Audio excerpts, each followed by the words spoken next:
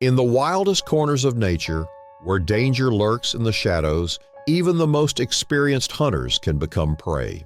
From grizzly bear attacks to deadly encounters with wolves and moose, these are the stories of survival, where every decision counts and every moment is life or death.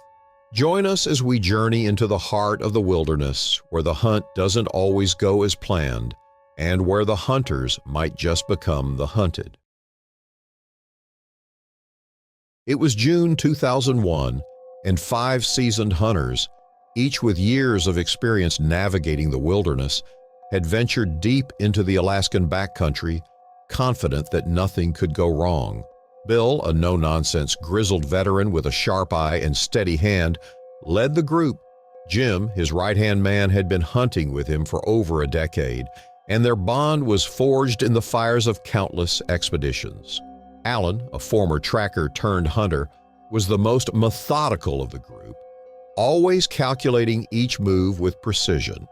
Mark, the youngest of the crew, was quick to prove himself and eager to make his mark, while Frank, the quiet and strong-willed member, was a reliable shot and the group's heavy lifter. They had spent several days tracking elk through the dense forests, pushing deeper into the wilderness than ever. The hunt had been a success. They'd taken down a large bull elk by mid-afternoon, but in their rush to get back to camp, they made one critical mistake. They left the kill partially unsecured. They knew it was risky, but thought they could escape it in the quiet of the remote woods. Nightfall descended quickly. The wind rustled the leaves and the crackling fire in their camp. They were exhausted, enjoying the warmth of the fire after a long day of hunting. But that's when they heard a deep, low growl in the distance, muffled by the trees. Bill's hand immediately went to his rifle. Frank froze, eyes scanning the shadows while Jim and Alan exchanged uneasy glances. Mark rose to his feet, instinctively reaching for his gear. The growl came again, this time louder, sharper. A bear, one of the largest predators in the area, had smelled the carcass. They hadn't secured it properly, and now they would pay the price. The moment the massive shape emerged from the trees, they knew it was too late. A grizzly, its body nearly as wide as the clearing, stood at the edge of their camp. The firelight flickered across its matted fur, gleaming in its cold, predatory eyes. The bear's snout was filled with the scent of blood, its growl deep and resonating in the pit of their stomachs. It wasn't just hungry, it was enraged. Without hesitation, Bill fired first, the sound of the shot splitting the air. The bullet struck the bear in its chest, but the animal didn't stop. It barely flinched. The grizzly roared in fury and lunged forward, its claws extended, crashing through the trees. Alan, heart pounding, aimed and fired again, but the bear was too fast. It was on them in seconds. Mark panicked. His youthful inexperience betrayed him, and instead of staying calm, he bolted, rushing into the woods with reckless abandon. The grizzly caught up to him in a flash, its claws raking through the air as it struck him across the back, knocking him to the ground. Mark's scream was cut off by the bear's brutal jaws, sinking into his neck, lifting him into the air like a rag doll before slamming him back to the ground. His body crumpled under the immense weight of the beast, blood spilling onto the earth. The rest of the hunters scrambled into action, their hearts pounding in terror. Jim and Frank moved in a coordinated effort, but they weren't prepared for the savage strength of the grizzly. Jim fired his rifle, the bullet catching the bear in the shoulder, but again, the grizzly barely reacted. Frank stepped forward, trying to close the distance to get a better shot, but the bear was already on them. With a terrifying roar, the grizzly charged straight at Frank, its massive body smashing into him. Frank was sent sprawling across the ground, his rifle knocked from his hands. He scrambled to regain footing, but the bear was already on top. Its claws raked through his chest, tearing his jacket open and sinking deep into his flesh. Frank's body jerked as the grizzly's jaws locked around his head, crushing the life from him in a single, powerful bite. Jim, now panicked, tried to pull Frank free, but the bear was relentless. It swiped at him, sending Jim flying as though he weighed nothing. He landed with a thud, dazed but not out. He tried to regain his composure, but the grizzly was already moving toward him, its eyes locked on its next target. Jim fired again, but the bear was too close. The bullet missed as the grizzly batted the rifle from his hands. In a flash, it was on top of him, its claws digging into his chest, tearing through the thick layers of clothing and skin, rending his body apart with ease. The crushing roar of the beast drowned out his screams. Bill stood frozen, his heart pounding as he watched the carnage unfold. He raised his rifle, his hands shaking, but he couldn't take the shot. The grizzly was too close, moving too quickly. He could see his friends, Alan, Mark, Frank, and Jim, all torn apart before him, and he could do nothing. The bear turned, its massive body moving toward Bill, its fur matted with blood and its eyes filled with primal fury. Bill's mind raced, but he knew this was it. There was no way out. His rifle was the only thing between him and certain death, and as the bear closed the distance, he pulled the trigger one last time. The shot struck the bear near its eye but didn't stop.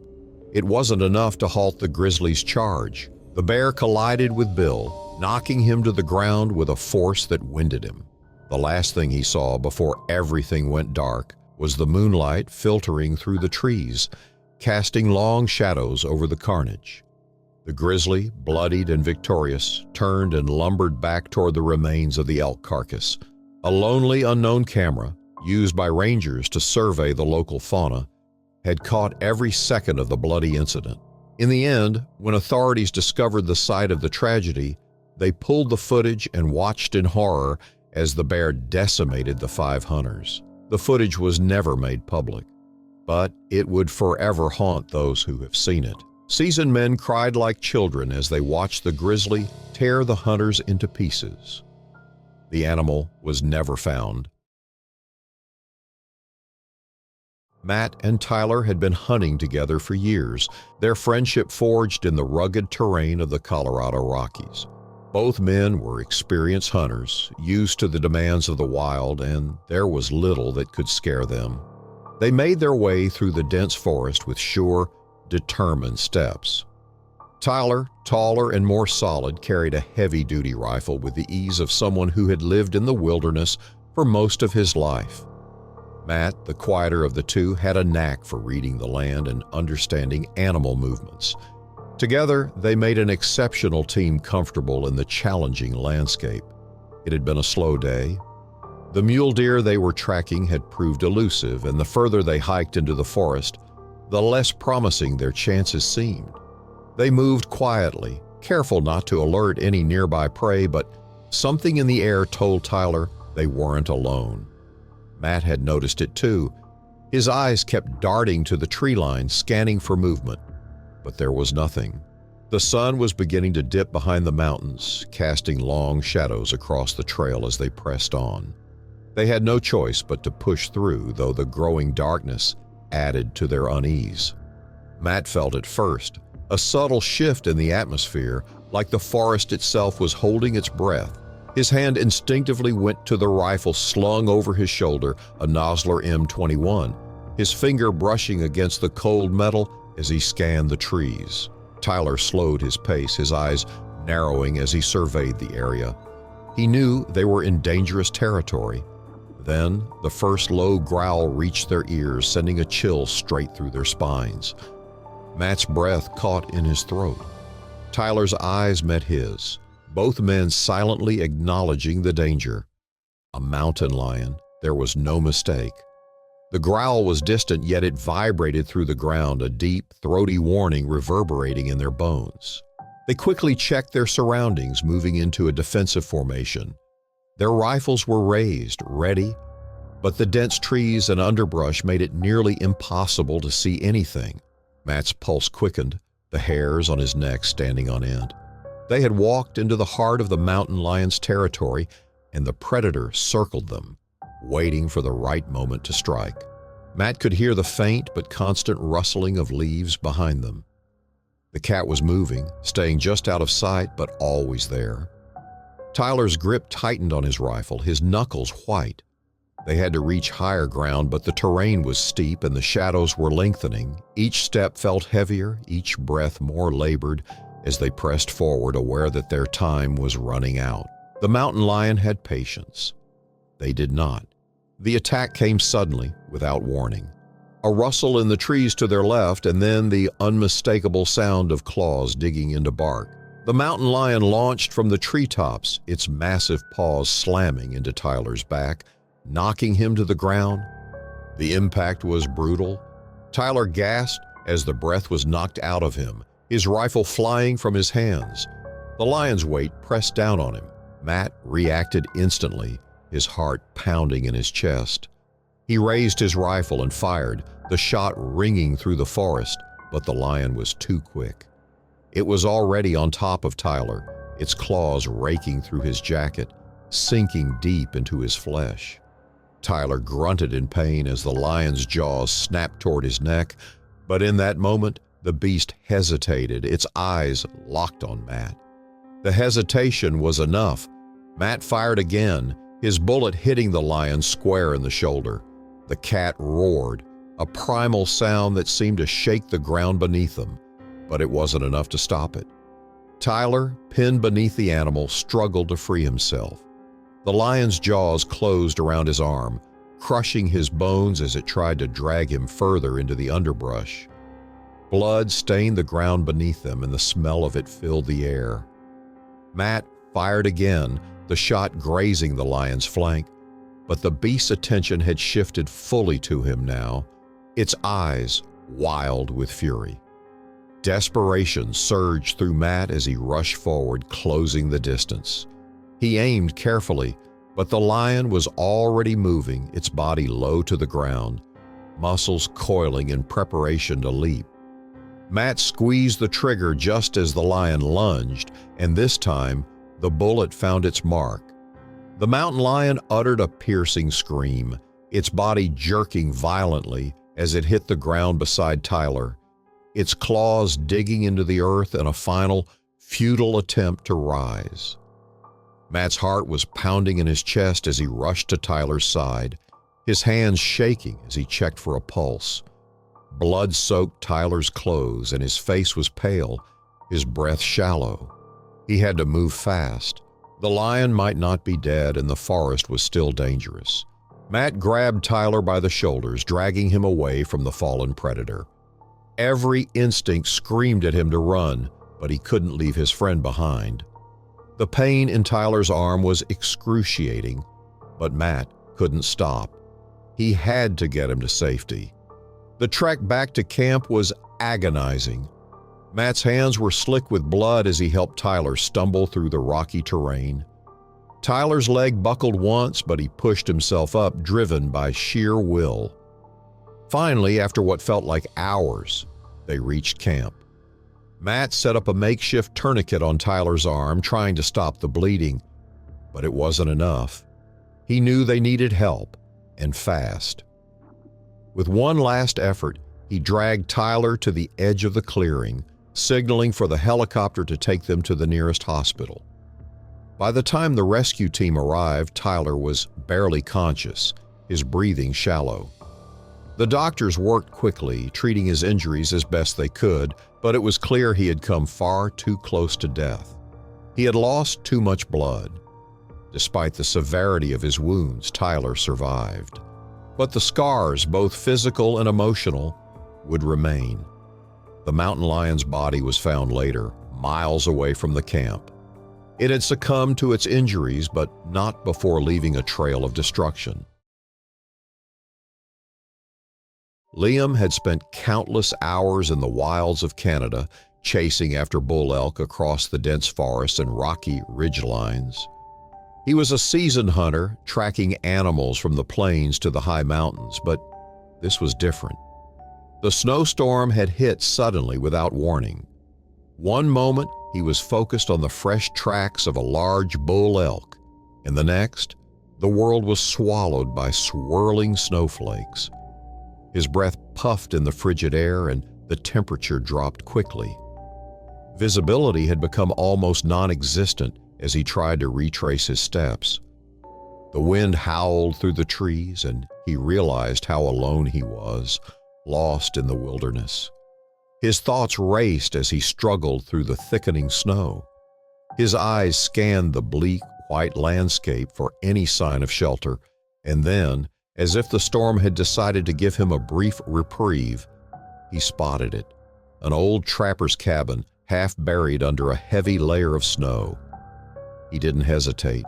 He made his way toward it, dragging his exhausted body with each step, his rifle clutched tightly in his gloved hands. He had to make it. It was his only chance to survive. The cabin's door creaked as Liam pushed it open. The inside was dark, but at least it was sheltered from the storm. Snow piled high against the windows, and the faint smell of wood rot hung in the air. He closed the door behind him, feeling a momentary relief. He couldn't remember the last time he'd felt warm, and now in this cold, forgotten place, he finally had the chance to catch his breath. The Remington Model 710, an old, reliable rifle, rested against the wall, its bolt-action mechanism clicking softly as he removed his gloves and checked the chamber. He could hear the storm raging outside, but inside the cabin there was a quiet that felt almost too good to be true. Liam moved to the back of the cabin, trying to gather the little supplies left. It didn't look like anyone had lived here for years, but he found a few cans of old beans and some dried meat, barely enough to sustain him for more than a day. He knew this wasn't a permanent shelter, but it was the best he had. The quiet, however, didn't last long. At first, it was just the sound of paws crunching in the snow outside the cabin, faint but distinct. Liam's body stiffened, and his senses instantly became on high alert. He moved to the window and peered out, his breath fogging the glass. He saw nothing but the swirl of snowflakes, but the sound of the wolves was unmistakable now. They were out there, circling. He could hear their howls, their sniffs in the cold air, and the scrape of claws against the hard snow. He stepped back from the window, his heart pounding in his chest. He'd never imagined he'd be unlucky enough to encounter a pack. And yet, here he was. His only option was to stay inside the cabin and hope that the wolves would lose interest. He knew better than to leave. Wolves were stronger in packs, and in desperation, they would take risks they normally wouldn't. Minutes turned into hours, and the storm showed no signs of letting up, but what was worse were the sounds outside. High-pitched howls pacing and the occasional bark. They were getting bolder, closer. Liam's mind raced as he tried to think of a way to protect himself. His rifle was reliable, but it was a single-shot bolt action. He could only make one shot before reloading and couldn't afford to miss. His eyes flicked to the door. It was flimsy, worn and cracked, and it would barely hold up against a determined animal. This cabin, built long ago, had no real defense against the strength of a pack of wolves. He had to act fast. He moved to the window again, slowly this time, and spotted them. 4 wolves, their glowing eyes shining in the dim light, watching the cabin with unwavering focus. Hunger had set in, and they wouldn't leave until they got what they wanted. Liam's breath hitched as he realized how close they were. They had been waiting for the right moment, testing the cabin, circling it like predators with nothing to lose. The storm had driven them this far, and now they were ready to move. He couldn't wait any longer. He needed a plan, and he needed it now. His eyes scanned the cabin again. There was a small trap door in the corner of the room, probably used for storage or to trap small game. It wasn't much, but it could work. The wood surrounding the trapdoor was rotting, but it might give him a few extra moments if the wolves tried to break in through the front. He made his decision. He'd have to use the few supplies he had to create a barrier. Quickly, he dragged the small wooden crates and debris to the door, blocking it as best as he could. It wasn't perfect, but it might slow the wolves down momentarily. Then, with his rifle in hand, Liam waited. The wolves didn't disappoint. The first one lunged at the door, its body slamming into the wooden frame with a force that shook the cabin. The others followed suit, their sharp claws scraping and scratching at the barrier, the air thick with their hungry growls. Liam's heart was pounding. His hands were sweating even in the cold. He knew they were getting desperate. With every attack, the wolves wore themselves thin, pushing harder against the door, their hunger taking over. One wolf broke through the barrier, a clawed paw slipping through the crack. Liam didn't hesitate. He aimed and fired. The shot rang out through the cabin, echoing in the small space. The wolf yelped and collapsed, but the others were undeterred. They snarled and circled, testing the cabin again, their patience growing thin. Liam knew he didn't have much time. He was down to his last bullet. The wolves were relentless, and the storm showed no signs of stopping. But as the wolves clawed and scratched at the walls, Liam saw an opening, one last chance. He took a deep breath and aimed carefully. The shot rang out again, hitting another wolf square in the chest. It collapsed in a heap. The remaining wolves hesitated, their eyes wild with fear and hunger. The storm raged on outside, but Liam's hands were steady now. He knew he had survived the worst, but the wolves weren't done. They circled for a while longer, but realizing they had lost two of their pack, they finally retreated into the storm. Liam remained frozen, his heart hammering in his chest, listening to the fading sounds of the wolves' retreat. The storm continued to howl around him, but he had made it through the night. Carl Thompson was no stranger to the Montana wilderness. A seasoned hunter, he had spent decades stalking black bears through the dense forests and rugged terrain. He knew the land like the back of his hand, the trees that marked good hunting grounds, the rivers that carved paths through the valleys, and the silence of the woods that always seemed to weigh on him. He had never feared it until now. It was late afternoon. Carl had been tracking a large black bear for hours, but it had been evasive, weaving through the thick underbrush. The trail was fresh, and Carl was getting close. He had a sense of satisfaction in his chest, knowing that his patience and experience would pay off. But then he stumbled upon something that would turn his hunt into a fight for his life. A campsite lay ahead, partially obscured by the trees. It looked abandoned, but something felt wrong about it. The tents were torn, their fabric stained with dark, streaked marks. Gear was scattered around, broken rifle scopes, ripped backpacks, and scattered pieces of clothing. Blood stained the ground in clumps, the remnants of a hasty departure. Carl's instincts kicked in as he crept closer, scanning the area. The sight was unsettling, but it wasn't the blood that sent a cold shiver down his spine. It was the silence. There were no animal sounds, no rustling in the trees, no birds are singing, just stillness. Carl crouched low, careful not to disturb anything. His hand tightened around the Savage Axis rifle slung over his shoulder.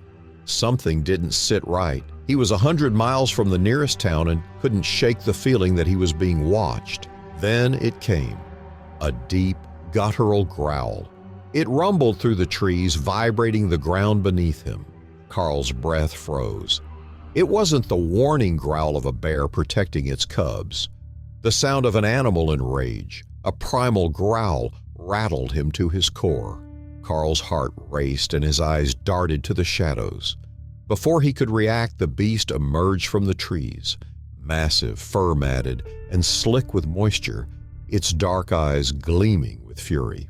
It was the same black bear he had been tracking, but this one was different. There was madness in its eyes, an unsettling wildness. The bear was starving, its ribs visible beneath its thick coat. It had been forced to become more aggressive, and now Carl was in its way. The bear charged.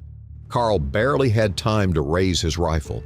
He pulled the trigger just as the bear lunged, but the shot went wide.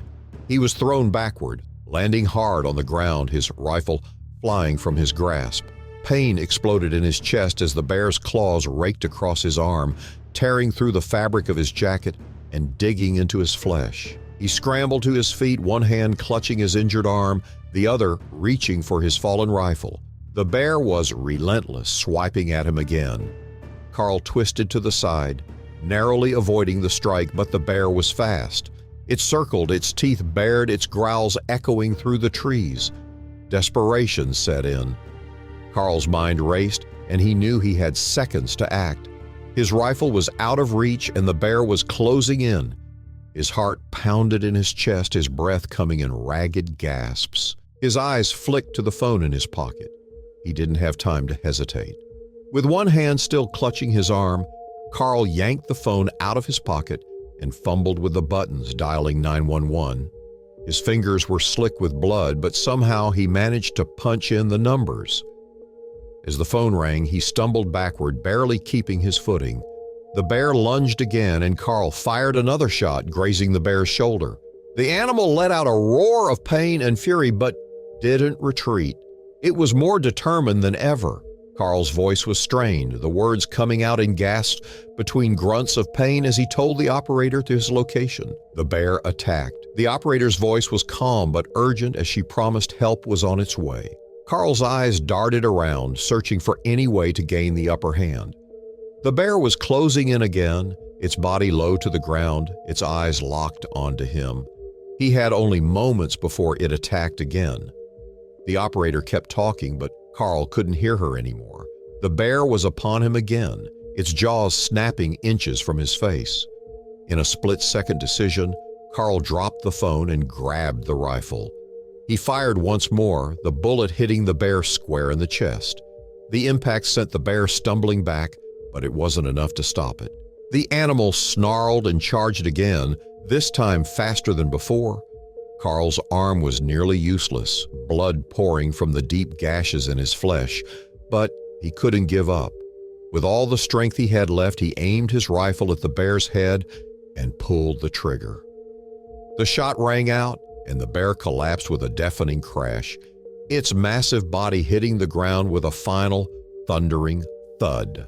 For a long moment, Carl stood frozen, his body shaking with shock and exhaustion.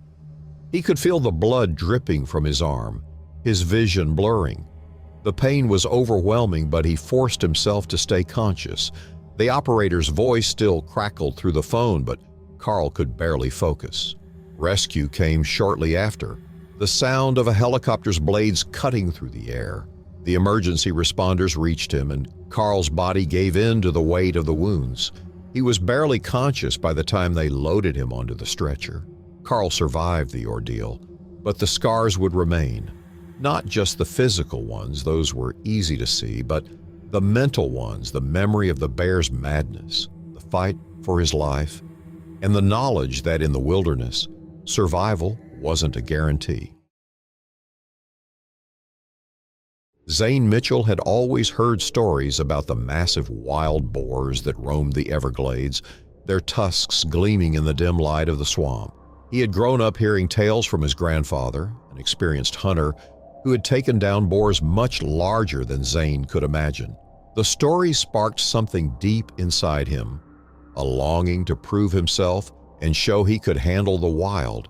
But Zane was new to hunting and the swamp. This was his first real expedition into the heart of Florida's Everglades, and he was unprepared for what awaited him. A Florida native, Zane was young, 23, and eager but inexperienced. He had spent some time hunting smaller game with his father in the woods, but the swamps were a different beast altogether. His hunting rifle, a .306, felt heavy in his hands as he trudged through the thick, wet muck, the air thick with the stench of damp earth and decaying vegetation. The further he ventured into the swamp, the more disoriented he became. The plan was simple: find the boar, take the shot, and head back before the sun dipped below the horizon. But the swamp had its plans. Zane pulled out his GPS, glancing at the small screen. His location seemed off. Nothing looked familiar. He tried to recalibrate, but the signal faltered and the screen went blank. Panic crept up his spine. He was lost. The swamp seemed endless, and the trees and underbrush looked the same. He had made a mistake by venturing too deep, and now he had to find his way out. The realization that he had no idea where he was began to gnaw at him. The sun sank lower, casting long, distorted shadows over the swamp. The air felt thicker, more oppressive. Zane's senses were heightened, and he was careful every step as he tried to figure out where to go. The rifle's weight in his hands felt comforting, but also inadequate. His eyes scanned the dense vegetation, trying to make out anything that offered him direction. Nothing. A rustling sound broke the silence behind him. Zane spun around, his heart racing. There was no wind to stir the branches, and no other animals were around. The sound was deliberate, slow, as though something was moving through the brush, something heavy. His pulse quickened. It was the boar. Zane's stomach churned. He raised his rifle, his fingers trembling as he tried to steady his aim.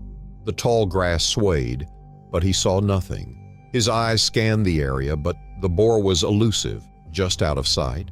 The sound stopped. Zane stood motionless, every muscle in his body taut with tension. He had heard enough stories of wild boars to know they were dangerous. They were fast, unpredictable, and could be deadly if provoked, but there was something different about this one. A growing sense of dread overtook the usual instinct to run or hide. It wasn't just tracking him, it was hunting him.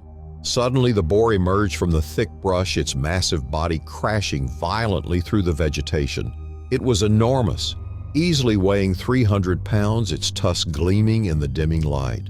Zane barely had time to react as the animal charged. The boar's dark, bloodshot eyes locked onto him with unnerving focus, and before he could aim, it slammed into him with bone-crushing force. Zane's body was sent flying backward, his rifle ripped from his hands as he hit the ground hard. His breath was knocked out of him and he gasped for air, his heart pounding in his chest. He struggled to move, his vision blurred, but the boar was already on him. Its massive tusked head came down with a sickening crack, goring his side with terrifying precision. Pain exploded across his ribs and he screamed in agony. Blood poured from the wound, soaking his shirt and the ground beneath him. The boar didn't stop. It was relentless, its tusks scraping against his flesh as it tore into him, its hooves crushing his legs. Zane could barely move, his body trapped beneath the sheer weight and force of the animal. His breath came in ragged gasps, the world around him spinning. His thoughts were a jumbled mess, but one thing was clear. If he didn't do something fast, he was going to die right here in the swamp. With his good arm, Zane reached for his rifle. His fingers brushed against the barrel, but the pain in his side was overwhelming. He couldn't get enough leverage to lift the weapon. The boar took another swipe, tearing open his arm. Blood spilled from the wound, and Zane's vision dimmed. He was fading, but then a shot rang out. The boar, its head snapping toward the sound, stumbled back. The shot had hit it in the shoulder, stunning it for just a moment. Zane's savior appeared, a figure stepping out from behind the trees, another hunter, rifle raised.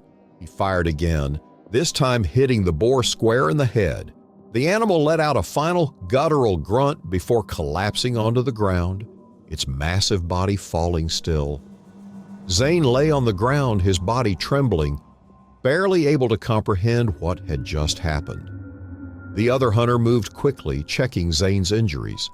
It was clear the damage was extensive. Broken ribs, deep gashes, blood everywhere. The stranger called for help, and soon a rescue team arrived, airlifting Zane to the hospital. It wasn't until he woke up in a sterile hospital room that Zane realized how close he had come to death. His body was a mass of stitches and bandages, his side sore from the deep gash. But he had survived, barely. The experience left him shaken, but it also reminded him of the raw power of nature, the brutal reality of the wild. Jack and Ethan Davis had been hunting together for as long as they could remember. Growing up in the wilds of Alaska, their father had taught them to respect the tundra's land, animals, and unforgiving condition. Jack, the older brother by 5 years, was the seasoned one. His hands rough and calloused from years of guiding hunters, his eyes sharp from hours spent tracking game. Ethan, younger and eager to prove himself, had learned quickly, but relied heavily on Jack's experience. The two of them were deep in the Alaskan tundra, chasing a massive bull moose that had been spotted a few days earlier. It was the kind of hunt that could make a career, a trophy that would impress anyone. The moose was a beast, towering and heavy, with antlers that seemed to stretch endlessly into the air. They had been on the moose's trail for hours, the sun dipping low on the horizon. The tundra stretched beyond them in all directions, vast, empty, and beautiful. Jack paused momentarily, checking the direction of the wind, making sure their scent wouldn't give them away. Ethan stood still, trying to calm his breathing. He could feel the weight of the hunt pressing down on him, his heart racing with anticipation. This was it, the moment they had been waiting for. They spotted the moose in the distance, grazing by a small grove of trees. The massive animal was oblivious to their presence, its broad back covered with thick fur, its antlers rising like a crown. Jack signaled to Ethan, and the younger brother nodded. They moved quietly, carefully, knowing this was their chance. The moose was close enough now that they didn't need to move much further. They took their positions behind a low ridge, both lying flat on the cold ground, rifles steady in their hands. Jack glanced at Ethan. There was no need for words between them. They were professionals. The plan was simple: take the shot, drop the moose, and be done. But as Jack prepared to line up his shot, something went wrong. The wind shifted ever so slightly, carrying their scent toward the moose. The animal's head snapped up, its ears twitching as it caught a whiff of danger. Jack's heart sank. He had miscalculated. The moose was no longer unaware. It was alert, watching them. Before Jack could move, the moose turned and bolted, its massive hooves pounding the earth with terrifying force. The world seemed to slow down as Jack's finger tightened on the trigger, but by then, the moose was already moving, covering ground faster than they could have imagined. The beast was running full speed, heading straight for them. Jack shouted, telling Ethan to get ready, but the words were barely out of his mouth before the moose was almost upon them. Jack fired first, but the shot missed. The moose was too fast, too unpredictable. He was trying to reload, but the moose was already upon them, charging with a force that felt like a freight train. Ethan barely had time to react before the massive animal was upon them, its head lowered, antlers poised to strike. In that moment, everything happened at once. The moose slammed into Jack, its antlers catching him across the chest. The force of the blow sent him sprawling backward, his breath knocked out of him. Ethan screamed, but his voice was drowned out by the moose's thrashing and the violent crash of hooves. Jack tried to roll away, but the moose was relentless, its hooves pounding the earth, its massive head swinging with terrifying precision. Ethan fired his rifle, the shot ringing out in the cold air, but it was too late. The moose was on top of Jack now, pinning him to the ground. The younger brother's heart raced as he desperately tried to reload his rifle, but his hands shook and time ran out. The moose was already stomping down with its hooves, crushing Jack's torso. The older brother gasped for air, his face contorted in pain, but he was pinned beneath the sheer weight and power of the animal. Ethan's world seemed to collapse in that moment. His older brother, who had always been there to guide him, was crushed by the animal they had been hunting. There was nothing he could do. The moose's hooves kept coming down, one after the other, with sickening force. Ethan could hear the bones breaking, the blood splattering across the cold ground. It was all happening so fast. Ethan fired again, this time hitting the moose in the neck. The animal let out a pained grunt, its movement faltering momentarily. That split second was enough. Ethan pushed himself forward, diving toward the moose with everything he had. His rifle was raised, but he knew it was useless. He couldn't reload in time. Instead, he grabbed a nearby branch, a large piece of wood that had fallen from a tree. He swung it at the moose's face with all his strength, catching the animal across the eyes. The moose staggered back, confused, stunned by the blow.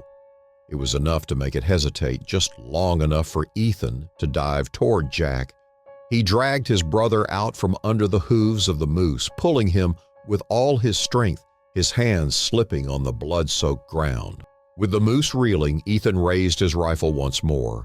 This time he aimed carefully, his finger steady on the trigger.